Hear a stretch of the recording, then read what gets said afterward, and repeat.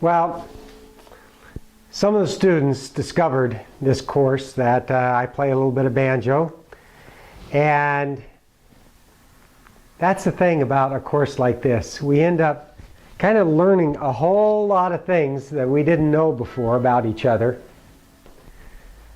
and that's really one of the purposes of this. You know, we find strengths in ourselves as well, and doing this kind of a course that we just finished, the environmental team pointed out today, has a lot of challenges to it. It is not easy for different reasons for different people. As you all pointed out, you know, the challenges of time, daylight savings time, you know, where all of a sudden the hours switch. My apologies again for erring on that, but the thing I liked about everybody who participated in this time was just people's tremendous flexibility to roll with the punches, and even more importantly, not only roll with the punches but keep hanging in there and learning from each other and with each other. It's been a really great course from my perspective. I hope you have felt the time has been worth it to you as well. You know, you enter into something like this and you never know what's going to happen. Everybody comes at it with different motivations. You know, our students, while it's exciting, also get a grade out of it. For you, in Varanasi, you know, there's other motivations. There's an opportunity to talk with some folks here at Seattle and compare perspectives. I found it fascinating, and I think our students did too, just to see the different ways in which we carry out our university practice.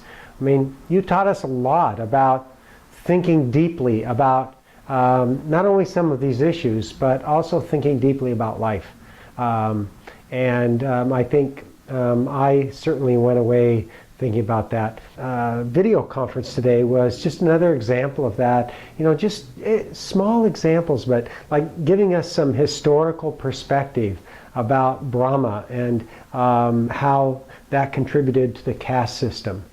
Some of the photos that you all took and provided about the Ganga River and the pollution there were very, very powerful and compelling photos. And I really liked the way, for example, like the environmental team at the end worked together back and forth to talk about both in their presentation and then to talk very frankly about some of the challenges, and I especially liked some of the solutions to the dilemmas we face, and being able to do these kind of experiences.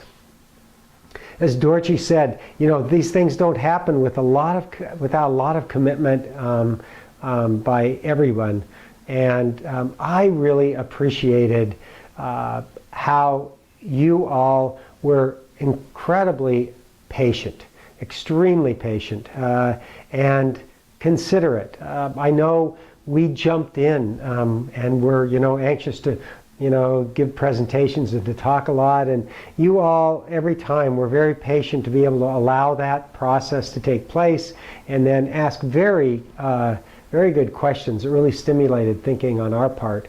But just your patience in being able to listen and try and understand, and hopefully you felt that from our end as well, with students here really trying to listen closely to what you had to say, both in terms of the groups and with some of the partnerships that got developed. So I want to give a special thanks to Dr. Sering and to Tenson, who played leading roles in helping just facilitate this in between, and to all of you who you know, were right on when we were like posting things, even like this morning, and saying, hey, where is everybody? And Pemba wrote and said, hey, we don't meet for another hour. So So that was really helpful. I do have a small token of appreciation. I wish I could hand it to you physically, but I can't. But I can show you. You showed, I think I'll put it here, there.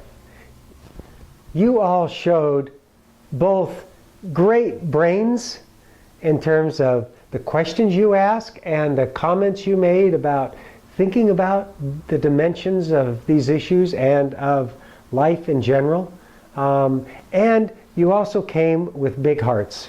And that combination of brain and heart was perfect for us, and a real honor to be able to have this partnership with you. So thank you, and we wish you the best. We will be sending certificates of appreciation and participation out to all of you who participated fully in this course series, and I'll be talking with Dr. Sering about that. And just as, again, a token of appreciation for your participation and the contribution you made from your head and from your heart. See you later. Tashi Delek, and we hope to work with you again sometime soon. Lives a little girl named Pearly Blue. About high, her hair is brown. Prettiest thing, boys, in this town.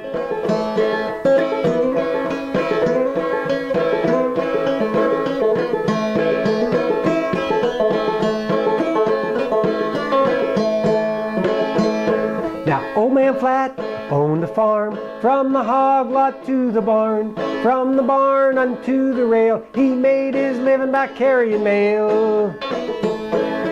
Down the road, you'll see me headed down the road.